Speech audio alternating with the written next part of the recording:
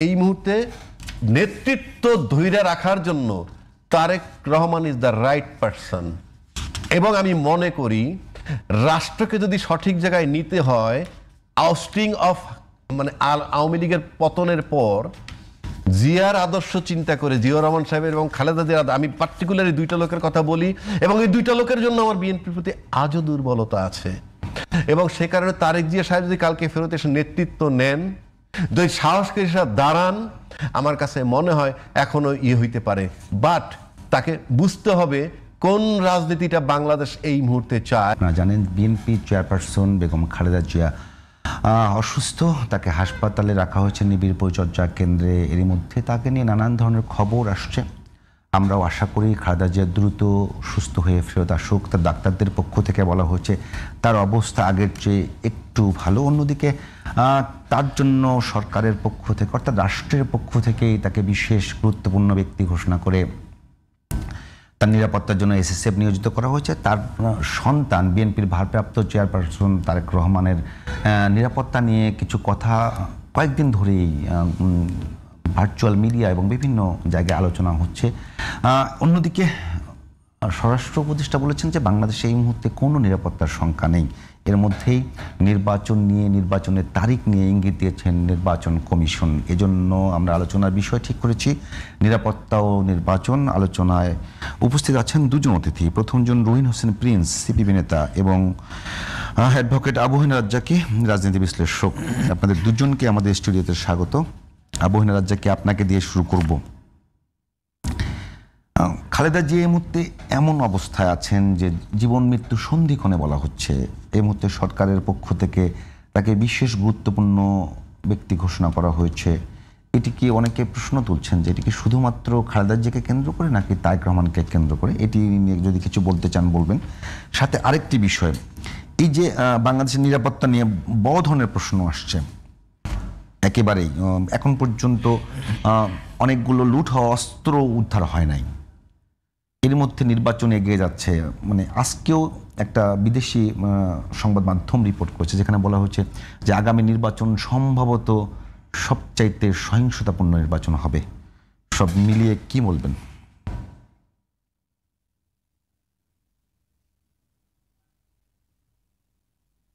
সব মিলিয়ে কি বলবেন আপনি? ও রাজ্জাকী ভাই প্লিজ। ধন্যবাদ আপনাকে। আপনি প্রথম যদি আমরা ম্যাডাম খালেদা জিয়ার বিষয়ে একটু কথা বলি, যদিও আমি বিএনপি রাজনীতির সাথে সম্পৃক্ত না, but I respect that honourable lady.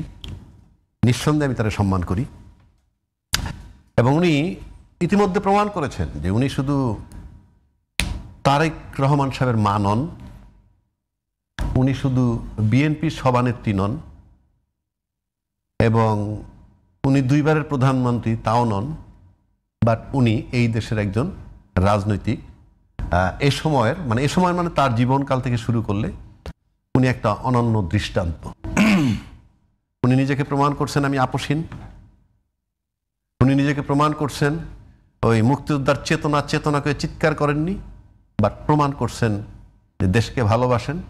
দেশে থেকেই উনি প্রমাণ করছেন যে উনি মুক্তিযুদ্ধের পক্ষের একটা বড় শক্তি। আরো প্রমাণ, তার হাজবেন্ড জিয়াউর রহমান যখন কালুরঘাটে যুদ্ধ করেন বা যেখানে উনি যুদ্ধ করছেন, সেই যুদ্ধকালীন সময় কিন্তু তার এই সন্তান নিয়ে আজকের যে স্ট্যাটাস বা বেগম খালেদা জিয়া বা জিয়াউর রহমান সাহেবের ওয়াইফ হিসাবে মানবেতর জীবনযাপন করেছেন, যুদ্ধের মাঠ থেকে আসতে পারেননি। এই সব কিছু মিলাইলে এবং আমার জীবনে সৌভাগ্য হয়েছিল তার পাশে বসে একবার ইফতার করার। উনি তখন বিরোধী দলীয় নেত্রী। সুতরাং আমি তাকে রেসপেক্ট করি, কোনো সন্দেহ নাই। উনি হয়তো অবশ্যই অসুস্থ, হয়তো কর্মক্ষম হওয়া তার জন্য কঠিন। ফিরে আসলে অবশ্যই সুন্দর এবং ভালো, ফিরে না আসলেও স্বাভাবিক। কিন্তু প্রশ্ন হচ্ছে ওনার উপস্থিতি আর ওনার অনুপস্থিতির মধ্যে একটা বিস্তর ফারাক আছে। আজকে রাজ্জাকী যদি মরে যায়, ফারাক কি? ফ্যামিলি একটু কষ্ট করবে, 2 দিন কানবে, যদি সচ্ছলতাটা ফিরে আসে সেটা হয়তো ভিন্ন হবে।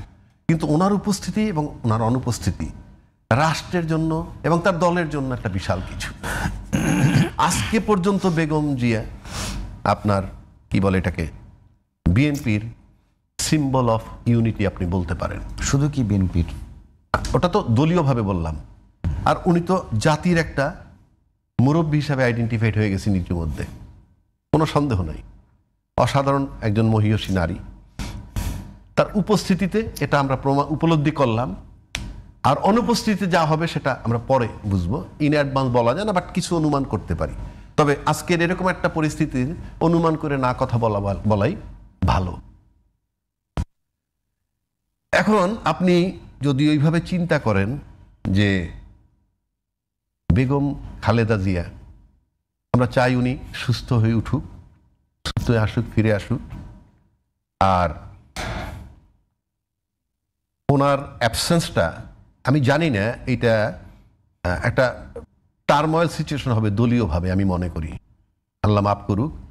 কারণ হচ্ছে আমরা তো দেখি এই বাতাসে থাকি, এই আবহাওয়ায় থাকি, কিন্তু সবাই সুন্দরভাবে ঐক্যবদ্ধ থাইকে পরিবেশ পরিস্থিতিটাকে তারা সামাল দেখ, যদি আল্লাহ পাক ওনাকে ফেরত নিয়ে আসে সুস্থভাবে, তাইলে। আর তা নাহলে আমাদের সব সিচুয়েশনের জন্য তৈরি থাকতে হবে, সেটা নিয়ে তো আর ইয়ে করার কোনো সুযোগ নাই। আর অনেকেই কথা বলেন যে তারেক জিয়া, এরকম একটা সময় আসছে না কেন? হ্যাঁ, আপনি যদি শুধু মা হিসাবে চিন্তা করেন যে তারেক জিয়া আসবেন বা তারেক রহমান আসবেন তার মাকে দেখতে, সেটা একটা ভিন্ন আসপেক্ট। কিন্তু তারেক জিয়া তো শুধু তারেক জিয়া নন। তারেক জিয়া, তবে আরেকটা কথা ফাঁকে বইলে নেই, আজকে খালেদা জিয়া আমাদের একটা ট্র্যাজেডি, আমার জন্য যেটা খারাপ লাগছে, সেটা তাকে অতি গুরুত্বপূর্ণ ব্যক্তি ঘোষণা করছে রাষ্ট্র। এটাই বলছিলাম আর কি। কেন জানেন খারাপ লাগছে আমার? উনি দুইবারের প্রধানমন্ত্রী, উনি শহীদ জিয়ার ওয়াইফ, ওনার হাজবেন্ড রাষ্ট্রপতি ছিলেন, তিনবারের প্রধানমন্ত্রী, তিনবারের প্রধানমন্ত্রী, উনি মুক্তিযোদ্ধার পত্নী, এবং যে মানবতার জীবনযাপন করছেন যুদ্ধের 9 মাস 11 মাস হোয়াটএভার ইট ইজ, সেটাও যুদ্ধে অংশগ্রহণ করার সামিল, কারণ ওই যুদ্ধের ভিকটিম উনি। ওনাকে উনি মুমূর্ষু অবস্থা, আল্লাহ মাফ করুক, যে কোনো সময় চলে যেতে পারে, আমি ওনার এখন ভিভিআইপি ঘোষণা করতেছি। মানে ওনাকে আমার গুরুত্বপূর্ণ ব্যক্তি ঘোষণা করতে হবে? রাজ্জাকিরে ঘোষণা করতে হইতে পারে, কিছু একটা করলাম, ইয়েস রাজ্জাকি সাহেব এই কারণে ওনাকে বেগম খালেদা জিয়ার যদি আপনি ভিভিআইপি ঘোষণা করতে হয়, এটা জাতির জন্য দুর্ভাগ্য। উনি ভিভিআইপি, উনি গুরুত্বপূর্ণ ব্যক্তি। আপনি ডকুমেন্ট দিয়ে কিচ্ছু হয় না এই দেশে, আপনার অ্যাকশনে থাকতে হবে। নাও হি ইজ ডাইং, আপনি এখন তাকে গুরুত্বপূর্ণ ব্যক্তি স্বীকৃতি দিয়ে কি হবে? তা দিয়ে কথার কথা বলছি আমি। এই গুরুত্বপূর্ণ ব্যক্তি স্বীকৃতি তো আরো অনেক আগে পাওয়ার কথা। গুরুত্বপূর্ণ ব্যক্তি স্বীকৃতি দিয়ে তাকে এসএসএফ দেওয়া হয়েছে, আপনি এমনি দিবেন, এমনি দিবেন। আজকে যদি খালেদা জিয়া এই মুহূর্তে এক্সপায়ার করে হাসপাতালে, আপনি তো প্রোটেকশন দিতে পারবেন না, কথার কথা। মানুষ যেভাবে ঢল নামবে, সেটার জন্য তো এসএসএফ দরকার নেই। সেখানে আর্মি যেতে পারে, বিজিবি যেতে পারে, পুলিশ যেতে পারে, সবই যেতে পারে, সবই যেতে পারে। এসএসএফ তো দরকার নেই। বিএনপি চেয়ারপারসন বেগম খালেদা জিয়া এখন মুমূর্ষু অবস্থায়, ধরে নেওয়া হচ্ছে মৃত্যুর সঙ্গে পাঞ্জা লড়ছেন। আমি সেটাই বলছি। সেই সময় আর তাকে আমি ঘোষণা দিয়ে অতি গুরুত্বপূর্ণ ব্যক্তি বানাবো, তাহলে আমরা এই দেশে কি মানে গুরুত্বপূর্ণ ব্যক্তি স্বীকৃতি না দেওয়া পর্যন্ত হবে না? একটু এই বিষয়টা নিয়ে, অন্য বিষয়গুলো নিয়ে কথা বলি। প্রিন্স ভাই কি বলবেন? রুহিন হোসেন প্রিন্স, একেবারে হঠাৎ করে একটা মানুষ, তারেক জিয়া প্রসঙ্গটা একটু পরে বলছি, পরে বলি তাহলে আপনি একটু এটা। রুহিন হোসেন প্রিন্স, এই জায়গাটাতে যে বিএনপি চেয়ারপারসন বেগম খালেদা জিয়া মৃত্যুর সঙ্গে পাঞ্জা লড়ছেন বলে বলা হচ্ছে, এবং তার শারীরিক অবস্থা এখন পর্যন্ত খুব বেশি স্টেবল বলে কেউ বলছে না। তিনি ভেন্টিলেশনে আছেন, তিনি সুস্থ হয়ে ফিরে আসুন, এটা প্রত্যেকে চাওয়া। এই মুহূর্তে সব রাজনৈতিক দল একসঙ্গে বলছেন যে তিনি শুধুমাত্র দলের না, সবার একজন গ্রহণযোগ্য অভিভাবক হিসেবে আছেন। তো তার এই অবস্থায় আসলে এসএসএফ দেয়া, তাকে অতি গুরুত্বপূর্ণ ঘোষণা করা, এটা আসলে ম্যাডাম খালেদাদের প্রতি কি সম্মান জানানো, নাকি তার নিরাপত্তা নিশ্চিত করা? আপনাকে ধন্যবাদ, রাজ্জাকি ভাইকে ধন্যবাদ, যারা শুনছেন তাদের শুভেচ্ছা। আমি একটু কথার শুরুতেই, এটা বিজয়ের মাস, মানে মহান মুক্তিযুদ্ধের, এই জন্য সেই শহীদদের প্রতি শ্রদ্ধা জানাচ্ছি, এবং একই সাথে আপনি যাকে নিয়ে প্রধান আলোচনা এখন করছেন, আমি তার সুস্থতাও কামনা করছি, আপনিও, আমরা সবাই কামনা করছি, তবু একটু আনুষ্ঠানিকভাবেও বললাম। আসলে এই পয়েন্টে আমার কোনো দ্বিধাদ্বন্দ্ব নেই, রাজ্জাকি ভাই যেটা বলেছেন, যে এই পর্যায়ে এসে এই ধরনের ঘোষণা দিয়ে করার কোনো কারণ অন্তত পক্ষে আমার বোধগম্য হয় না। যেহেতু গুরুত্বপূর্ণ ব্যক্তি এবং তার জন্য যা যা করা দরকার, যা যার মধ্যে সিকিউরিটি তো মাস্ট, কথার কথা বলতে স্পেশাল সিকিউরিটি ফোর্সটা বরাবরই নিয়ন্ত্রিত হয় যে আপনাকে কেউ যাতে আক্রমণ করতে না পারে, ভিভিআইপি বলতে তার মুভমেন্টের জন্যই, তার নিরাপত্তার জন্য। একজন মৃত্যু পথযাত্রী মানুষকে স্পেশাল সিকিউরিটি ফোর্স নিশ্চিত করবার আসলে কি দরকার? আমি আসছি ওই জায়গাটায়। তাহলে দাঁড়ালো কি যে তার সব কিছুই বাস্তবতা অনুযায়ী দেখার দায়িত্ব সরকারের। সরকার না করলেও দেশের বাস্তবতায় তিনি যে দলের প্রধান বা অন্যদের পক্ষেই সবটাই করা সম্ভব বলে মনে করি, সুতরাং সেইটা সমস্যা না। কিন্তু আপনি যে প্রশ্ন করেছেন সেইটাও কিন্তু সাধারণ মানুষের কাছে এই প্রশ্ন। আমিও দেখলাম আমাদের কাছে রাস্তায় অনেকে জিজ্ঞেস করেছে যে ভাই এটা বিষয়টা কি। এখন বিষয় ধরেন সেইখানে উত্তর এইভাবে দিয়েছি, হয়তো এখানে আরেকটু বেশি আলোচনা করতে হবে। সেটা হচ্ছে দেখেন সরকার হয়তো মনে করেছে এই কাজটা করা তার জন্য ভালো, এই কারণে করেছে, কারণ এছাড়া তো সাধারণ মানুষকে রাস্তায় দাঁড়ায় তো আর বেশি আলোচনা করানো যায় না, কারণ সেটা তো একটা কথা পাল্টা কথা চলে আসে এই জায়গায়। কিন্তু আমার কাছেও জিনিসটা আপনি এই জায়গাটা মনে হয় যে শুধুমাত্র ওনার স্বাস্থ্যর নিরাপত্তা দেওয়া বা মানে কি বলে যে ওই যেটা বললেন যে ঢল নামলে অমুক জায়গায়, আমার কাছে সেই জায়গাটাই শুধু মনে হয় না। হয়তোবা আমি জানি না যে সরকার বা তার যে ইন্টেলিজেন্সিয়া তারা যেভাবে হয়তো বিবেচনাগুলো করে এটা করলো যে এসএসএফ এর উপস্থিতিটা তো নিশ্চিত করলো, পয়েন্ট কিন্তু সেই জায়গাটা যেটা আপনি আর একটু ব্যাখ্যা দিলেন এসএসএফ কি কারণে দেওয়া হয়, কারেক্ট। আমার বিবেচনায় যে ওইটা করেছে সেইটা শুধুমাত্র খালেদা জিয়া, আমার মনে হয় সেইটা না, তার বাইরে অন্য চিন্তাও থাকতে পারে। এটা আমার একান্ত ব্যক্তিগত ধারণা, এইখানে বলছি। যেমন ধরেন আমি জানি না যে এটা কি হবে না হবে, তারেক জিয়া নানা বিবেচনায় বা বাস্তবতায়, যদিও ওনার বিষয়ে উনি যেটা ওনার স্ট্যাটাসে দিয়েছেন অন্য কোনো মন্তব্য করা উচিত প্রয়োজন বলে আমি মনে করি না, কিন্তু খালি এইটুকু বলি যে কোনো কারণে বাস্তবতায় ধরেন উনি আসলেন, তা আসলে কিন্তু নানা বিবেচনায় তখন যদি অফিসিয়ালি এই ধরনের নিরাপত্তা দেওয়ার সুযোগ না থাকে ওনার কথা আমি বলছি, আমি জানি না সম্ভব কি সম্ভব, ওই আলোচনাও ঢুকছে না, কিন্তু উনি তো এসে ওনার মার ওই জায়গাটায় থাকবেন, তা সেই জায়গায় হয়তোবা একসাথে পুরো কাজটা হয়ে গেল, যে এই ধরনের বিবেচনাও থাকতে পারে। কিন্তু এই কোনো থাকাটাকেই আমি কোনোটাই প্রশ্নবিদ্ধ করছি না, করাও উচিত না, কারণ আমরা মনে করি বেগম খালেদা জিয়া ভালোভাবে ফিরে আসুন বা উনি যে অবস্থায় আছেন সেই অবস্থায় থাকলেও আমাদের সামগ্রিক নিরাপত্তা নিশ্চিত করার কাজটা বেগম খালেদা জিয়ার সুস্থ হয়ে ফেরত আসুক, এটা বাংলাদেশের আপামর মানে মানুষ চাচ্ছে। আমার কথা প্রিন্স ভাই, একটা বিষয় একটু আপনি কি মনে করেন বলবেন, যে একেবারে উনি এখন যে অবস্থায় আছেন সেখানে সবাই বলছে যে উনি আশঙ্কাজনক অবস্থায় আছেন, তো তাকে নিরাপত্তা নিশ্চিত করা হলো সিকিউরিটি ফোর্স দিয়ে, যদি মানে একেবারে এসএসএফ দিয়ে মানুষ মারা যায় সেটা স্বাভাবিক, মানুষ বেঁচে থাকে সেটাও স্বাভাবিক বিষয়। তো ম্যাডাম খালেদা জিয়ার এখন যে অবস্থা, সেই অবস্থায় তাকে হাসপাতালে এসএসএফ দেওয়া হলো, বিএনপি ভারপ্রাপ্ত চেয়ারপারসন তারেক রহমান আসলে কি উনি হাসপাতালেই থাকবেন? আমার বিবেচনা, আমি বলেছি কিন্তু আপনার বিবেচনায়, আমার বিবেচনায় ওনার মার যে অবস্থা, এখানে আসলেই উনি সরাসরি যে পর্যায়ে আছেন, আসলে আমার ধারণা ওনাকে সরাসরি যদি কোনো কারণে খালেদা জিয়াকে নিয়ে নেগেটিভ খবর আসে, সেটাও তো উনি এসেই তারপরে তো ওনার তারপরে তো তাকে না, সেটা আমি উইথড্র বলছি না, আমি যে সেটা তো নির্ভর করে তারেক জিয়া কি বিবেচনায় আসছেন, কি আসছেন, এবং ইতিমধ্যে আমরা যেটা জানি তার তো সিকিউরিটি সবকিছুই কমপ্লিট, তার বাড়ি ঘর, তার জন্য কি বলে আপনার গাড়ি কেনা, এমনকি বাস কেনা, সাথে যাওয়ার, সেগুলো তো আছেই, নাই তা তো না, যতটুকু আমরা পত্রিকার মাধ্যমে জেনেছি, এর বাস্তবতা জানি না। কিন্তু আমি বলছি যে এই জায়গায় আসলে নানা বিবেচনায়, কারণ এইরকম একটা দেখেন, এটা আবার একটু কথাটা বাড়তে হবে কিনা জানি না, ধরেন একটা নর্মাল পিরিয়ডে কেউ একজন আসা, আর এই ধরনের একটা সময় আসা, তখন কিন্তু অন্য জায়গাগুলো, অন্য নেতাকর্মীরা যেভাবে বিবেচনা করতে পারে একটা ব্যক্তিকে বা নেতাকে, তখন কিন্তু সেটা আর থাকে না, এটা থাকবে তার অ্যাবসলিউট মা তার ওই জায়গাটায় যাওয়া। প্রিন্স ভাই, সিকিউরিটি বিবেচনা করেই তো আপনি নিশ্চিত করবেন যে আমার কতটুকু সিকিউরিটি লাগবে, আপনার কতটুকু সিকিউরিটি লাগবে। রাষ্ট্র তো ওটা জানেই যে আসলে কার কতটুকু লাগবে, কার কতটুকু নিরাপত্তা প্রয়োজন। যদি আমার ঝুঁকি থাকে, আমাকে রাষ্ট্র নিরাপত্তা দেবে, মানে তারেক রহমানকেও যদি ঝুঁকি বেশি থাকে তাকে নিরাপত্তা দেবে, এটা তো আইনের মধ্যেই দেওয়া সম্ভব। প্রশ্ন হলো, যেখানে স্বরাষ্ট্র উপদেষ্টা বলতেছে বাংলাদেশে কারো নিরাপত্তা ঝুঁকি নাই, ওইটা তো ওনার এই কথা একেবারেই গ্রহণযোগ্য। নিরাপত্তা সাথে আবার উল্টা করে বলতে পারেন যে বাংলাদেশে কয়জনের নিরাপত্তা আছে উনি বলুক না, সুতরাং আমি ওনার ওই কথার সাথে মিলাইলে হবে না, বরঞ্চ না, কথাটা আমি আমি কথাটা বলি, ওনার ওই কথাটা যদি ঠিক হতো তাহলে এখানে এসএসএফ কেন কোনো আলোচনারই দরকার হইতো না। সুতরাং আমি ওনার কথার সাথে এটা মিলানো উচিত না।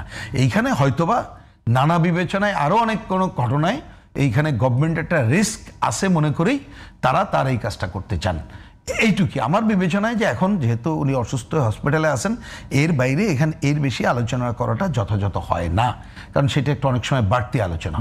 আমি এই জন্য আমি এইটুকুই নিয়ে এখানে থামতে চাই আর কি। একেবারে এই বিষয়টা নিয়ে যে স্বরাষ্ট্র উপদেষ্টা বলছেন যে ভাই মানে রাজ্জাকি ভাই যদি কিছু বলতে চান, একেবারে স্বরাষ্ট্র উপদেষ্টা একদিকে বলছেন যে একেবারে বাংলাদেশে কারো কোনো ঝুঁকি নাই, তারপরেও আবার অন্যদিকে এসএসএফ নিয়োজিত করতে হচ্ছে একজন। বাংলাদেশে কারো কোনো ঝুঁকি নেই, এটা হলো গয়রহ কথা। এটা গয়রহ, কারো কোনো ঝুঁকি নেই, এটা গয়রহ কথা। কারণ চুরি, ডাকাতি, খুন, হত্যা, রাহাজানি সবই বিরাজমান। এটা কোনো অপরাধ নয়, সব দেশেই থাকে, কম আর বেশি। কাজে কারণ এখন টার্গেট যদি আমরা এখন যেহেতু আলোচনার বিষয়বস্তু তারেক রহমান এবং খালেদা জিয়া, তো খালেদা জিয়া বেগম খালেদা জিয়া সম্পর্কে যা বলার বললাম। আর তারেক জিয়া সম্পর্কে একটা কথা বলি শুনে, আপনি তারেক জিয়াও কিন্তু শুধু তারেক জিয়া নন, মানে তারেক রহমান একটা ব্যক্তি নন। ইনফ্যাক্ট ব্যক্তি তারেক রহমান নন আর কি, নন, অফকোর্স নট। সে আমার মতো একটা ব্যক্তি না, আমি ওই অর্থে মিন করছি। তারেক রহমানের পরিচয় কি? তারেক রহমানের পরিচয় একজন বড় মাপের মুক্তিযোদ্ধার সন্তান। ঘোষক কি ঘোষক নয় বিতর্কে যাচ্ছি না, ওইটি নিয়ে কথা আছে, থাক। একজন বড় মাপের মুক্তিযোদ্ধার, জেট ফোর্সের যিনি নায়ক, তার অধিনায়কের সন্তান। পরবর্তীকালে তিনি রাষ্ট্রপতির সন্তান হইছেন, পরবর্তীকালে তিনি প্রধানমন্ত্রীর সন্তান হইছেন। বাংলাদেশে এরকম একটা সন্তান বিরল, মানে যার বাবা রাষ্ট্রপতি, মাও রাষ্ট্রপতি। রাষ্ট্রপতি মানে কোন অর্থে প্রধানমন্ত্রী, রাষ্ট্রপ্রধান। এগুলো একটা বিরল ঘটনা। বাংলাদেশে কিন্তু এ পর্যন্ত ইতিহাস কারো নাই। পাশাপাশি জিয়াউর রহমান সাহেবের আদর্শে গড়া একটা মানে কি বলে বিএনপি মতো একটা দল, সেটাকে রিপ্রেজেন্ট করেন উনি ওইটার বস হিসাবে। তো সবকিছু মিলাইলে Tarique Rahman is not a simple Tarique Rahman, number one. Number two হচ্ছে, আপনি যদি যুদ্ধের মাঠে থাকেন, আপনি কি জানেন যে যুদ্ধের মাঠের থেকে সোলজার বাড়িতে ফেরত আসার সুযোগ নাই যদি তার বউ মরে যায়, তার মেয়েও মরে যায়। ঠিক, আসার সুযোগ নাই। মানে if you love the nation you must follow the direction of your commander. এখন প্রশ্ন হচ্ছে যে তারেক জিয়া কি যুদ্ধ করছেন? উনি এস্টাবলিশ করলেন সম্প্রতি, যেটা তার দল কোনো জবাব দিতে পারে নাই। গত 16 মাস যাবত উনি কেন আসছেন না, কেন আসছেন না, কেন আসছেন না? দল কি জানতো না? দলের রেসপন্সিবল লোকরা কি জানতেন না, নাকি তাদেরকে বলেন নাই? যদি না বলে থাকেন তাহলে বিশ্বাস অবিশ্বাসের সম্পর্ক আছে, আর যদি বলে থাকেন তাহলে দলের লোকগুলো কি করেছেন? কারণ উনি অতি সম্প্রতি বলেছেন যে আমি আসতে পারতেছি না কেন, এটা আমার আসার ব্যাপারটা আমার একক সিদ্ধান্ত নয়, 1 নম্বর। 2 নম্বর, এই যে একক সিদ্ধান্ত নয় কেন সেটাও বলতে পারছি না। পাশাপাশি যদি আপনি আসেন, ওই যুদ্ধের বিবরণ দিলাম। সুতরাং তারেক জিয়া বা তারেক রহমান একটা সাধারণ মানুষ নন, আসলেন আর গেলেন। উনি যুদ্ধ করছেন, অফকোর্স যুদ্ধ আছে। যেহেতু প্রফেসর ইউনূস সাহেব তার সাথে জুন মাসে দেখা করছিলেন, হ্যাঁ জুন মাসই তো জুন মাসে দেখা করছেন মানে কি? উনি যে একটা যুদ্ধ করতেছেন, তাহলে ইউনূস সাহেব গিয়ে দেখা করবেন কেন? যুদ্ধ বলতে আমি রাজনৈতিক যুদ্ধ বলছি। নিঃসন্দেহে এখন রাজনৈতিক যুদ্ধ বললে এই সরকার যদি তাদের বাধা হইতো, পার্টিকুলার এই সরকার, তাহলে নিশ্চয়ই জুন মাসে ডিসক্লোজ করতেন তারেক জিয়া। কিন্তু তারেক সরকার ডিসক্লোজ করলেন কখন? যখন তিনি বললেন, তারেক রহমান সাহেব বললেন যে আমার আশাটা একক সিদ্ধান্ত নয়, প্লাস আমি ডিসক্লোজ করতে পারতেছি না। সরকার ক্লিন হলেন নিজের থেকে, কি সরকারের তরফ থেকে কোনো বাধা নাই, এবং আসলে সব নিরাপত্তা দেয়া হবে। এটা কি অতি উৎসাহ হয়ে গেল না? আক্রমণ তো নিশ্চিত করে এখন পর্যন্ত নিরাপত্তা ঝুঁকি আছে এমনটা বলে নাই। না না, কিন্তু আসতে পারতেছেন না, আসাটা তার একক সিদ্ধান্ত উপরে নির্ভর করে না। এক, আবার বলছেন উনি সেটা পরিষ্কার বলতেও পারতেছেন না। সরকার হয়তো ভাবতেছেন তার সাইড থেকে কেউ যাতে না মনে করে, কারণ ম্যাচিউরড মানে দলের কেউ তো কিছু বলতে পারেন নাই, সরকার তার স্ট্যান্ডটা ক্লিয়ার করলো। 1 নম্বর। 2 নম্বর, আমরা কি এখন পর্যন্ত বিএনপির মতো দল থেকে কোনো উদ্যোগ দেখলাম? তারেক জিয়া সাহেব বা তারেক রহমান সাহেব এই কথাগুলো বলার পর আমরা কি এমন কোন উদ্যোগ দেখছি দলীয়ভাবে যে সরকারের সাথে বসছে, কিংবা দল থেকে? আমরা এমন কিছু পাইনি। তাহলে মানে এই যে পাওয়া না পাওয়া, শেষ পর্যন্ত কেন তারেক জি আসতেছে না সেটাও তাকে ডিসক্লোজ করতে হইল, এবং তার নিরাপত্তার ঝুঁকি আছে কিনা সেটা আবার সরকারকে ক্লিয়ার করতে হইল। দলের ভূমিকাটা কি ছিল?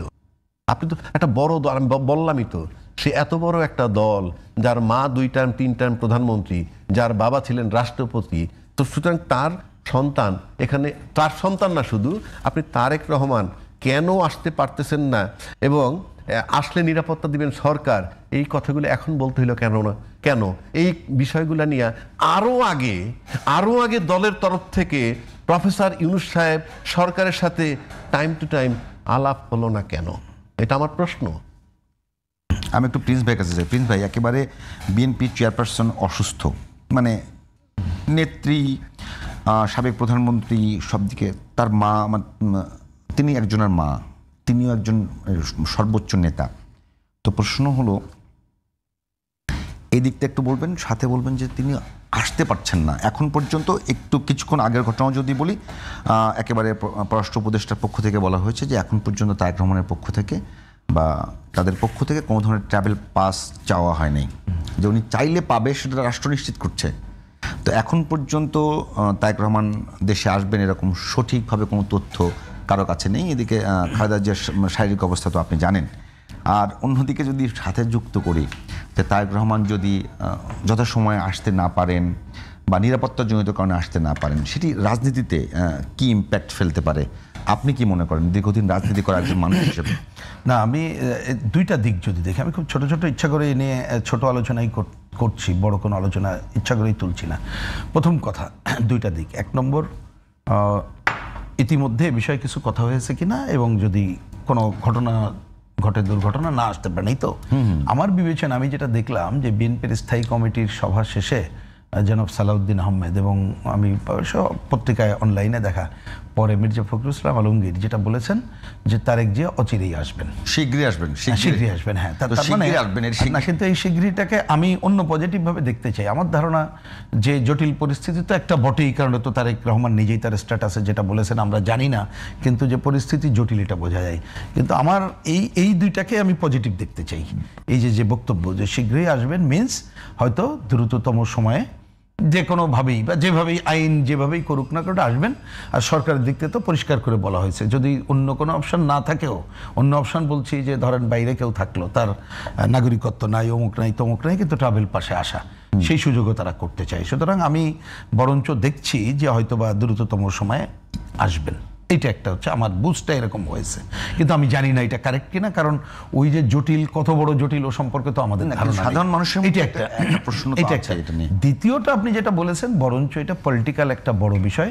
সে ব্যাপারে ওই যে বললাম যে অনেক কিছু, যেহেতু আমি একটা রাজনীতির মানুষ এবং একটা দলের কথা তো দলের পক্ষ থেকে হয়ে যায়, যার জন্য অনেক কথা হয়তো আমরা ব্যক্তিগত বলি না, নানা বিবেচনা আমরা পজিটিভ জায়গায় রাখতে চাই, কারণ আমরা একটা পজিটিভ জায়গায় একটা নির্বাচনমুখী যাত্রা করতে চাই, কোনোভাবে সেটা হ্যাম্পার্ড হোক আমরা চাই না। কিন্তু আমি এই কথাটা বলি, ধরেন যদি কোনো কারণে তারেক জিয়ার এইখানে আসাটা, মানে এই সময় তিনি না আসতে পারেন, তার মানে তো বোঝা যাবে যে দীর্ঘমেয়াদী সংকটে পড়ে গেল ওনার আশাটাই। এমনকি নির্বাচনে আগে যেটা কথা ছিল যে নির্বাচনে ঘোষণার সাথে সাথে আসবেন, আমার ধারণা যদি অন্য কোনো জটিলতা না হয়, অবশ্যই এই সরকারকে আগামী 11 তারিখ বা 12 তারিখের মধ্যে নির্বাচনের ঘোষণায় যেতে হবে, তফসিল ঘোষণা দিতে হবে, কোনো অল্টারনেট নাই। তা আমি এই সময়ের মধ্যে যদি উনি মার এই অবস্থা এটা না আসতে পারেন, তাহলে দীর্ঘমেয়াদী একটা সংকটে পড়ে যাবে, এবং সেইটা পুরো যে দল, সেই দলের রাজনীতি এবং আমাদের পুরো যে নির্বাচনে যে ধারায় আমরা যেভাবে চলছিলাম, এটা বাধাগ্রস্ত হবে এবং একটা নতুন পরিস্থিতির উদ্ভব হবে। আমি সেই পরিস্থিতি সংকটজনক না, আমি ইচ্ছা করে ওই শব্দটা না বলেই বললাম, একটা নতুন পরিস্থিতি উদ্ভব হবে, যা কিন্তু আমাদের নির্বাচনের ক্ষেত্রে একটা নানা ধরনের প্রভাব ফেলতে পারে, যেটা আমাদের এই সময় কাম্য না। আমার পরিষ্কার বক্তব্য, কারণ কোনোভাবেই যদি আমরা নির্বাচনের পথে যাওয়াটা মানে হচ্ছে গণতন্ত্রের পথে হাঁটা, আমি পুরো গণতন্ত্র অর্জন বলছি না, ওইটা বাধাগ্রস্ত হলে নানা সংকট ধেয়ে আসবে। তখন কিন্তু এই সংকট একটা হযবরলের মধ্যে পড়ে যাব, পুরো দেশটাই পড়ে যাবে, যেটা আমাদের মানে অন্ততপক্ষে আমি তো কামনাই করি না আর কি। তারেক রহমানের দেশে আসা নিয়ে যে অনিশ্চয়তা এখন পর্যন্ত চলছে, সেটা এখনও কাটে নাই। এর সাথে সামনে নির্বাচন কমিশনের পক্ষ থেকে মোটামুটি একটা ধারণা দেওয়া হয়েছে, ইঙ্গিত দেওয়া হয়েছে যে নির্বাচন কবে করবে, তফসিল কবে ঘোষণা করবে, সব কিছুই চলছে একদম স্বাভাবিকভাবেই। আরেকটা বিষয় বলি, এরই মধ্যেই গতকালকে নির্বাচন কমিশন সচিব বলেছেন যে তারেক রহমান এখন পর্যন্ত বাংলাদেশে ভোটার হননি। এই সব কিছু মিলিয়ে বাংলাদেশের আগামী নির্বাচনের উপর কোনো শঙ্কা দেখেন কিনা আপনি? ধন্যবাদ আপনাকে আর আমার সহ-আলোচক এবং জিটিভির দর্শক শ্রোতা। ভোটার হননি, it is not a big issue, it's a matter half an hour. সে এই দেশের সন্তান, জিয়াউর রহমান সাহেবের সন্তান, বেগম খালেদা জিয়ার সন্তান, উনি একটা পরিস্থিতির শিকার হয়ে গেছেন, সুতরাং ভোটার না, it is a material issue. আবার নির্বাচন কমিশন পাশাপাশি এটাও বলছে যে তারা চিন্তা করবে, অ্যাপ্রুভাল দিলে করতে পারবে নির্বাচন। অনেক কথাই আছে, কারণ তারেক দিয়ে আমি আগেও বলছি, তারেক রহমান সাহেব একটা সিম্পল ব্যক্তি নন, ইজ এ লিডার। আজকে পর্যন্ত আমার লিডার না হোক, বিএনপির লিডার, আমি সেটা বলছি। লিডারশিপ প্রবলেম একটা মারাত্মক প্রবলেম বড় দুটো দলের। তারা তাদের বিকল্প তৈরি করেনি। আমি নিশ্চিত করে বলে দিচ্ছি, দুটো দলের কেউই বিকল্প তৈরি করেনি। First layer, second layer, third layer, fourth layer থাকতে হবে। রাজনীতিতেও একটা ডিসিপ্লিন ইয়ের মতো, মাঠের কর্মী অগণিত, সেটা ভিন্ন। ভারতীয় উপমহাদেশে আমার ভারত টানার দরকার নেই, আমি আমার দেশ নিয়ে কথা বলবো। পুরো বাংলাদেশে কি পরিবারতন্ত্রের প্রতি চেয়ারম্যানের ছেলেকে চেয়ারম্যান বানানো, এমপি ছেলেকে এমপি বানানো কিংবা ভুল পথ, এটা একটা তো ট্রেডিশন আছে। সেটাই তো বলছি আমি, সেটা আপনি তৈরি করছেন না, করেন নাই, করতে পারেন নাই যারা ফ্যামিলি ইনভলভড পলিটিক্সটায়। তাতে আজকে তারেক জিয়া রহমান সাহেব যে আসতে পারেন নাই, everybody has failed to solve the issue, because কে সিদ্ধান্ত নেবে, who will bell the cat? সেটাই বিষয়টা হলো ওইখানে। আজকে আওয়ামী লীগ চলে গেছে, এখন পর্যন্ত কি আওয়ামী লীগের লিডারশিপটা ছাড়ছে? এখন পর্যন্ত একটা লোকের নাম ঘোষণা করেনি। ঠিক আছে, আমি তো এই জায়গায় আটকা আছি, অমুকের বানাইলাম, কার্যকর কিছু হোক বা না হোক, লিডারশিপটা ছাড়ে নাই। শেষ নিঃশ্বাস পর্যন্ত ইনশাল্লাহ ছাড়িব না। This attitude should be changed. এরপরে আসেন, এত বড় মাপের একজন নেতা তারেকুর রহমান, অবশ্যই এইরকম ক্ষেত্রে যেটা বললাম, যুদ্ধের মাঠ থেকে আসতে পারে না, উনিও যুদ্ধ করতেছেন, রাজনৈতিক যুদ্ধ। তারপর ওকে সিদ্ধান্ত নিতে হবে, উনি কি এই দেশের নেতা? যদি ভাবেন নিজেকে, তাহলে অনেক সময় ঝুঁকি নিতেও হতে পারে। সেই কারণ পৃথিবীতে ঝুঁকিমুক্ত কোনো ব্যক্তি নন, এবং আপনার খ্যাতির বিড়ম্বনা পৃথিবীতে এমন কোনো লোক নাই যার নাই। পুতিন সাহেব কিছুদিন আগে ইতালির রোম ক্রস করছেন, ওনার গ্রেপ্তারি পরোয়ানা ছিল, বাট হি ক্রসড, গেছেন। ঝুঁকি আপনাকে থাকতেই হবে। আপনি যদি প্রফেসর ইউনূস সাহেবের দিকে তাকান, খুব আরামে নাই, ঝুঁকি ওনারও আছে। এই টকশোতে বসে বসে তারা সকাল বিকাল অথর্ব বলা হয়। পলিটিক্যাল পার্টির কোঅপারেশন নাই, প্রশাসনের কোঅপারেশন নাই, হারানো অস্ত্র উদ্ধার হয় নাই, এখনো ডিআইজি পালায়ে যায়, জেনারেল পালায়ে যায়। তারপরেও উনি কিন্তু অনেক কঠিন কাজ করেছেন। It is challenging job. Sheikh হাসিনার মৃত্যুদণ্ড ওনার সময়ই হয়েছে। বাংলাদেশে দেয়ার নো সেকেন্ড ম্যান, যে যত চ্যালেঞ্জ করুক আমাকে। উনি কিছু সার্ভিং অফিসারের বিরুদ্ধে ওয়ারেন্ট ইস্যু হয়েছে, ঠিক। বিডিআর হত্যা মামলায় ফুল স্টপ দেওয়া হয়েছিল, no ifs and buts. But একটা তদন্ত রিপোর্ট হয়েছে। আর একটা কথা কেউ কেউ বলেন, বিডিআর মামলা তো আপিলে আছে। জানতে হবে, appeal is the continuation of the original suit. মানে মূল মামলাটাই অ্যাপিলে, অ্যাপিলেও মূল মামলার পার্ট, মূল মামলা হুবহু। এখানে আবার তদন্ত হতে পারে, এখানে আবার সাক্ষী নিতে পারে, অনেক কিছু। এই যে জিনিসগুলা আমি বাংলাদেশ সমস্ত রাজনীতিতে চ্যালেঞ্জ করে দিলাম, কারো এই বুকের পাঠানা এগুলো করবে। উনি করেছেন যেটা দরকার বাংলাদেশের জন্য। একজন শত শত লোক মেরে আয়নাঘরে রেখে ক্ষমতা কুক্ষিগত করছে। যেদিন 57 জন অফিসার মেরে হজম করে ফেলছে, তখন বাংলাদেশের কাউরে আর কাউন্ট করার তার প্রয়োজন ছিল না, করেও নাই। কারণ 57 জন অফিসার মেরে যদি আমি অফিস হজম করে ফেলতে পারি, হেফাজতের কে মরল, আয়নাঘরে কে মরল, ক্রস ফায়ারে রিটায়ার্ড মেজর সিনা মরল, কি আসে যায়? কথা বলেনি কেউ। সেটাকেও অসম্ভব কাজটাকে সে সম্ভব করেছে। আমি ইউনূস সাহেব ফুল স্টপ। বাংলাদেশের রাজনীতি উনি আর রাজনীতিভাবে কিছু করতে পারবেন না, বাট যেটুক করছে সেটুক বলছি। অর্থনৈতিক রিজার্ভ বাড়াইছে, $32 বিলিয়ন পর্যন্ত আনছে।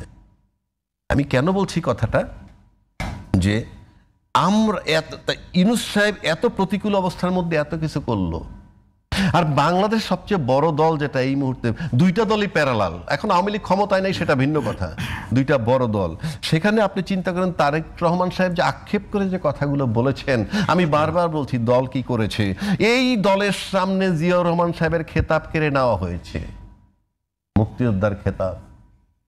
এই দলের সামনেই কিন্তু মইনুল হোসেন রোড থেকে বেগম খালেদাকে বের করে দেয়া হয়েছে। এই দলের সামনে তাকে ফালতু একটা অজুহাত তুইলা 5 বছরের কারাদণ্ড, উচ্চ দল সেটাকে করছে 10 বছরের কারাদণ্ড। কেন বলছি? একটা দল তার অধিকার আদায় করে নিজের জন্য, দেশের জনগণের জন্য। নিম্ন আদালতে 5 বছর হলে উচ্চ আদালতে 10 বছর হয় কখনো? সেটা হ্যাঁ দিতে পারে, সেটা ভিন্ন আসপেক্ট, সেটা ভিন্ন আসপেক্ট। আবার নিম্ন আদালতে যাবজ্জীবন দিচ্ছে, উচ্চ আদালত মৃত্যুদণ্ড দিতে পারে, নিম্ন আদালত মৃত্যুদণ্ড দিচ্ছে, উচ্চ আদালত যাবজ্জীবন দিতে পারে, খালাসও করতে পারে, সেগুলা নিয়ে আমি এই বিতর্কে যাচ্ছি না। কিন্তু যে দল তার নিজের অধিকার আদায় করতে পারে না, এটা তো তার নিজের অধিকারের পার্ট। আমরা নির্বিকার তাকায় তাকায় দেখছি। আজকে যদি এই খালেদা জিয়া, তারেক জিয়া বিহীন একটা দল সার্ভাইভ করে বাংলাদেশে, আমরা কি পাবো? এত বড় দলটা কি করেছে? আমরা যে স্বপ্ন দেখি, কি দিয়ে স্বপ্ন দেখব? এই যে যে কথাগুলি আমি বললাম, দলমত নির্বিশেষে সকালে বিকালে সবার প্রশংসা করা উচিত ইউনূস সাহেবের এই কর্মকাণ্ডগুলার।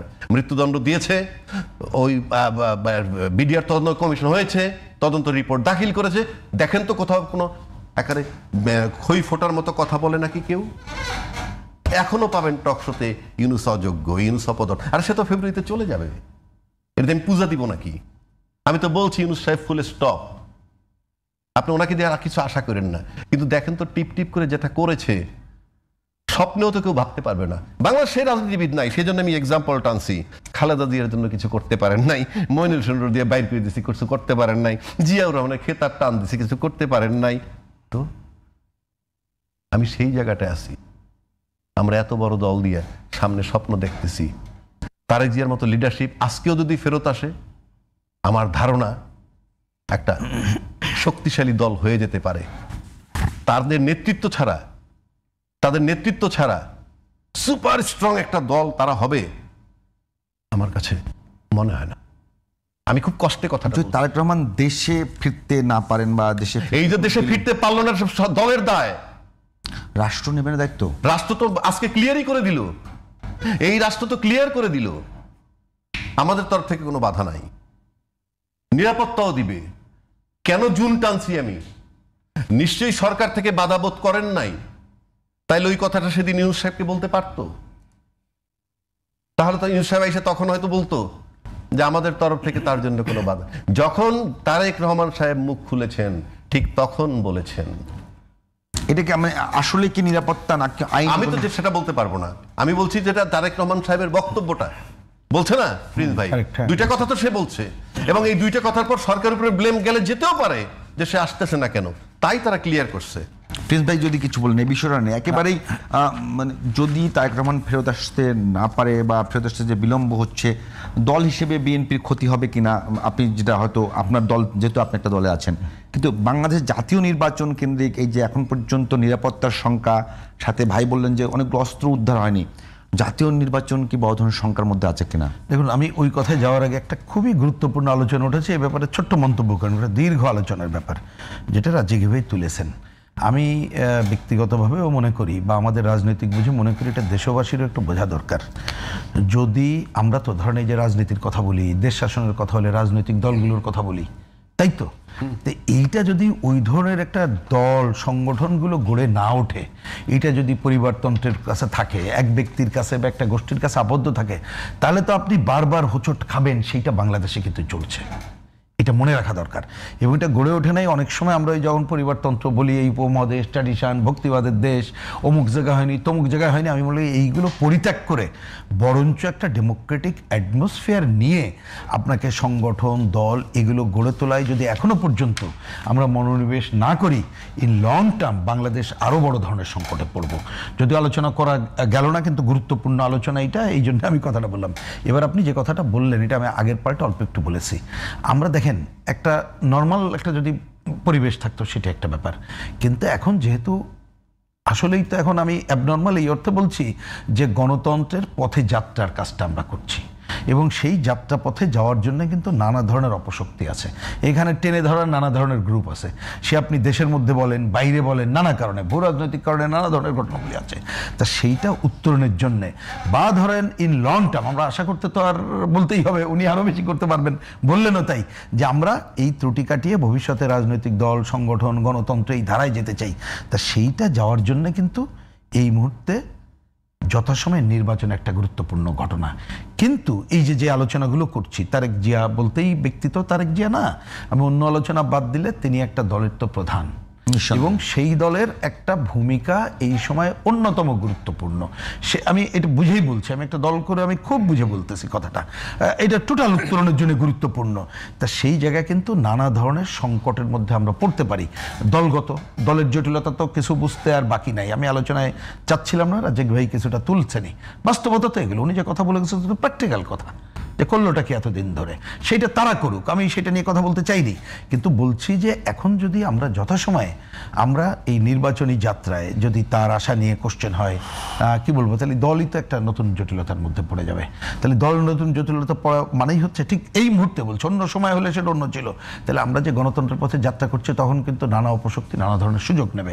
কিন্তু আমি এখনো পর্যন্ত অন্ততপক্ষে মনে করছি মন্দের ভালোটাই আমি বিবেচনা করার পক্ষে, যার জন্য আগে বলেছি আমার বিশেষ করে যে বিএনপির দুই নেতার কথাই মনে হয়েছে, যেহেতু শীঘ্রই কথা বলছেন, হয়তো এখন একটা তাদেরকে ব্যালেন্স করে বা আগে যেভাবে ভেবেছিল সেইভাবে না, নতুনভাবে উত্তরণ পর্ব করতে হবে। আর এইটা মনে রাখতে হবে যে আমাদের মতো দেশ শুধু না, পৃথিবীর সব দেশেই রিস্ক থাকে, এবং আমরা যে পর্বে আছি আসলেই যেহেতু আমরা গণতন্ত্রের তো ধারায় মানে আপনারা নানা ধরনের সংকট, আপনারা তো দীর্ঘ সময় আগ্রাসন বিরোধী বিভিন্ন আন্দোলন করে আসছেন, আপনার কাছে কি মনে হয় যে বাংলাদেশ অন্য যে কোনো সময়ের চেয়ে বেশি আগ্রাসনের ভিতরে? আমি তো মনে করি যে অন্তত পক্ষে, যেমন ধরেন আমরা তো আগের ক্ষমতাসীনরা অনেক ক্ষেত্রে আধিপত্যবাদী শক্তির কাছে যেন ভাবটা এরকম সব লিখে লিখে দিয়েছে, এবং অন্য জায়গাগুলোতে সে ব্যালেন্স করে চলেছে। খেয়াল করলে দেখবেন পৃথিবীর অন্যান্য দেশে কারোর কাছে বোয়িং কিনা, কারোকে অমুক দেয়া তমুক দেয়া এইভাবে করেছে। কিন্তু এই সময়কালে বিশেষ করে ভূ রাজনৈতিক কারণে আমাদের এই বঙ্গোপসাগরকে ঘিরে এইখানে আমাদের শুধু দেশের উপরেই প্রভাব বিস্তার তা না, পুরো এই অঞ্চল জুড়ে আমেরিকান যেটা আছে ইন্দো প্যাসিফিক প্রোগ্রাম, ওইখানে চীনের সিল্ক রুট প্রজেক্ট প্রোগ্রাম, যেটা আগামীতে এশিয়া অর্থনৈতিক ক্ষেত্রে একটা ভিন্ন ভূমিকায় যাবে বলে দুনিয়ার দেশগুলো মনে করে, সেই জায়গায় আধিপত্য বিস্তার একটা ব্যাপার। তা সুতরাং এই জায়গায় একটা অনির্বাচিত সরকার আছে, যেহেতু নির্বাচিত সরকার হলে তার নানা ধরনের এর থেকে খারাপও করতে পারতো, কিন্তু তার অন্য লিগাসি থাকে। আর এইখানে যে সরকার আছে তার অন্য নিয়ে আলোচনা করি না, কিন্তু বিশেষ করে মার্কিন সাম্রাজ্য এবং তাদের প্রতি তাদের যে একটা বিশেষ মোহ আছে এটা বুঝতে অসুবিধা নাই। সেই বিবেচনায় আমি দেখি যে এইখানে কিন্তু তারা একটা সুযোগ পেয়ে যাচ্ছে নানা ধরনের।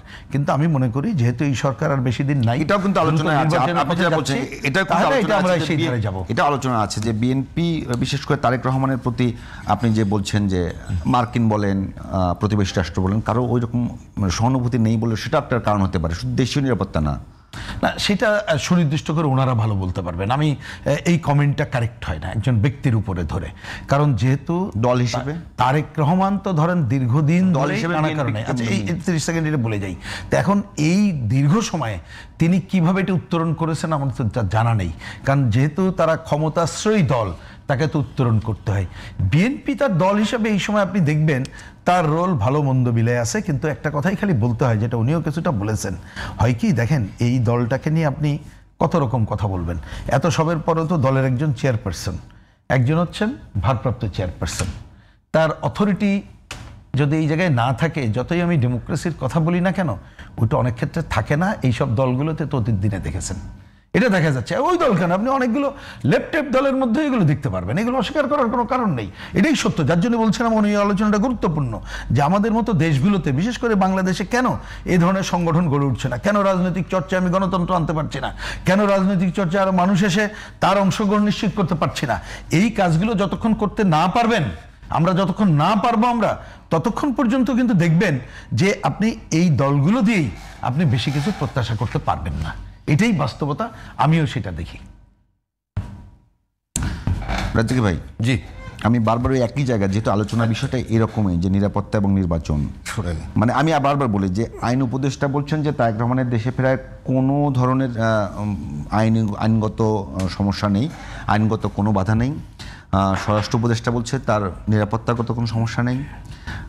এত কিছুর পরেও তারেক রহমানের দেশে আসা নিশ্চিত হচ্ছে না। তো সেই জায়গাটা যদি আপনি কিছু বলতে চান, সেই এক জায়গাটা নম্বর, আর 2 নম্বর, আমি বারবার ওই জায়গায় নির্বাচনের জায়গায় যে সব মিলিয়ে কি নির্বাচন সংখ্যার মধ্যে যাচ্ছে কিনা আপনি আগেরবার ওইটা বলেন নাই। নির্বাচন তার আগে যদি এখানে আপনি আসেন, যেটা বারবার তারেক রহমান প্রসঙ্গে আপনি আনতেছেন, দুটো টার্ম উনি ব্যবহার করেছেন, যে আমার একক সিদ্ধান্ত নয়, এবং কেন একক সিদ্ধান্ত নয় সেটাও আমি একেবারে অবারিতভাবে বলতে পারছি না। এই দুইটা বিষয় যদি আপনি আনেন, আমার কাছে মনে হয় এরপর যখন সরকার বলে দিয়েছে তার পার্টটা ক্লোজ। ক্লোজ, তার মানে সরকার কোনো রেসপন্সিবিলিটি, তার মানে দেশের ভিতরে নেই। সরকারের তরফ থেকে কিছু নেই। আমি আবারও বলছি, তার মানে দেশের ভিতরে আমি বলতে দেশের সমস্যা নেই। ভিতর অন্য জিনিস না, সেটা সেটা আরেক হ্যাঁ, জিনিস। ওটা মিলে সরকারের পক্ষ সরকারের থেকে, সরকার ধরেন সব দায়িত্ব নিতে পারে এমন না। এয়ারপোর্ট থেকে তারেক রহমান সাহেব যেখানে আসবে সিকিউরিটি সরকার দিবে, আমি মনে করি দিবে এখন। না, দেবে সে। প্লাস উনি যেখানে মিটিং টিটিং এ যাবেন দিবেন, থাকবেন, ঠিক আছে। সরকার ক্লিয়ার করছে কোনো মামলা নাই, মোকদ্দমা নাই, তাদের তরফ থেকে কোনো আশঙ্কাও নাই, মানে বাধা নাই। এখন আসেন, আমি মাঝখানে একটু বলে দিই আপনাকে একটু মানে একটা জানার জন্য, মানে ধরে নেন এই মুহূর্তে বাংলাদেশের সবচেয়ে, মানে একেবারে ধরে নেওয়া না, বাস্তবতাই বাংলাদেশের সবচেয়ে বড় রাজনৈতিক দল বিএনপি, তার প্রধান, তিনি হয়তো সম্ভবত নির্বাচনে বিএনপি পাশ করলে তিনি প্রধানমন্ত্রী হবেন, বাংলাদেশ রাষ্ট্রের আগামী দিনের প্রধানমন্ত্রী হবেন। তিনি যদি অনিরাপত্তায় ভোগেন, তাহলে বাংলাদেশ রাষ্ট্রের নিরাপত্তা কোথায় আসলে? না, আপনি সরকারের তরফ থেকে তো নিরাপত্তা দেওয়াই হইল, তারপরেও যদি আপনি নিরাপত্তা না দেন, তাহলে আপনাকে ডিসক্লোজ করতে হবে to the government or to your people. And if there is a question of mistrust between his own man, নিজেদের মধ্যে যদি কোনো অবিশ্বাস, এটাকেও সমাধান দিতে পারবে না। ওনাকে সুনির্দিষ্ট করতে হবে, সেটা তাকে প্রবলেমটাকে একেবারে এনশিওর ক্লিয়ার করতে হবে, 1। 2 নম্বর, সহানুভূতি যেটা বলা হচ্ছে, ওই যে বহির্বিশ্বের সহানুভূতি আছে কি নাই, সহানুভূতি বলতে পৃথিবীতে কিছু নাই। বোকা ছাড়া কেউ এটা চিন্তা করে না। গ্লোবাল ভিলেজ, টোটাল পৃথিবী এখন কর্পোরেট, কে কার কাছ থেকে কি নিতে পারবে। সুতরাং সহানুভূতির ব্যাপার না, আপনাকে ভাবতে হবে লেনদেনের ব্যাপার, আপনাকে খেলতে হবে। You are to play the game, and that is the real politics. আপনি দেশের মধ্যে পলিটিক্স করবেন, মিলিটারি দিয়া, পুলিশ দিয়া, অমুকে হাত কেটে দিলেন, অমুকে গুলি করে মাইরে ফেলাইলেন, দ্যাট ইজ নট পলিটিক্স। তাহলে শেখ হাসিনা যাইতো না। এর বাইরে পলিটিক্স আছে। আমি আবারও বলছি, ইউনূস সাহেবের কাছ থেকে সবার শেখা উচিত এই 1 বছর। আপনি তো একথা আগে বলছেন, কিন্তু এখন যে কিভাবে উনি সার্ভাইভ করলেন এই 1 বছর ইউনূস সাহেব, ভাবি মানে সামনে এবং কার বিরুদ্ধে দণ্ড দিয়া, কাদেরকে জেলে নিয়ে, কোথায় আপনি বলেছেন, এটা বলেছেন। আমি বলছি যে সামনের দিনের প্রধানমন্ত্রী যিনি হবেন তার নিরাপত্তা যেখানে, সেটা তো তাকে ডিসক্লোজ করতে হবে। আমি বারবার বলছি, রাষ্ট্র যখন নিজেই বললো যে তার কোনো নিরাপত্তাহীনতা নেই, এইটা কি আগামী নির্বাচনের উপর বড় ধরনের একটা প্রভাব বিস্তার করতে পারে না? অফকোর্স, যদি কথার কথা বলছি, আজকে আমি জানি না, আমার থিওরিটি, আমার হিসাবটা বলছি, ধরেন এখনো নেতৃত্বে তারেক জিয়া সাহেবকে বা তারেক রহমান সাহেবকে যেভাবে সবাই মেনে নিবে, আপনি তৃতীয় একটা ব্যক্তিকে চট করে বানাইলে কেউ মেনে নিবে না। বিকজ পার্টিগুলো এমনভাবে সাজানো যে টপের পরে সবাই ইকুয়াল। আমি বুঝাইতে পারছি? টপের পরে সবাই ইকুয়াল, র্যাঙ্ক আপনি যে যারা দেন না কেন, সব ইকুয়াল। এই একটা বিশাল গ্যাপ, ধারাবাহিকতা। মেজর, ফুল জেনারেল, তো লেফটেন্যান্ট জেনারেল, তারপরে মেজর জেনারেল, তারপরে ব্রিগেডিয়ার জেনারেল, বলতে পারেন আর্মি আর ওটাও একটা সিস্টেম। তো আপনি এই মুহূর্তে নেতৃত্ব ধৈর্য রাখার জন্য Tarique Rahman is the right person. এবং আমি মনে করি রাষ্ট্রকে যদি সঠিক জায়গায় নিতে হয়, আউস্টিং অফ, মানে আওয়ামী লীগের পতনের পর জিয়ার আদর্শ চিন্তা করে, জিয়াউর রহমান সাহেবের এবং খালেদা জিয়ার, আমি পার্টিকুলার এই 2টা লোকের কথা বলি, এবং এই 2টা লোকের জন্য আমার বিএনপির প্রতি আজও দুর্বলতা আছে। এবং সে কারণে তারেক জিয়া সাহেব যদি কালকে ফেরত এসে নেতৃত্ব নেন, যদি সাহসকে হিসাব দাঁড়ান, আমার কাছে মনে হয় এখনো হইতে পারে। বাট তাকে বুঝতে হবে কোন রাজনীতিটা বাংলাদেশ এই মুহূর্তে চায়, কোন রাজনীতিটা এই জেনারেশন চায়, কোন রাজনীতিটা তার দলের মধ্যে তরুণ যারা আছে তারা চায়, এটা মাথায় নিয়ে নামতে হবে। আর যাদের চিন্তা, মানে আর অন্য কোনো চিন্তা যদি ওনার থাকে, এবং সেটা যদি ওনার আশঙ্কার কোনো কারণ থাকে, সেগুলো দূর করা খুবই কঠিন। তারপরে বলবো ওনাকেই ক্লিয়ার করতে হবে শঙ্কা কোথায়, সমাধানের পথ কি।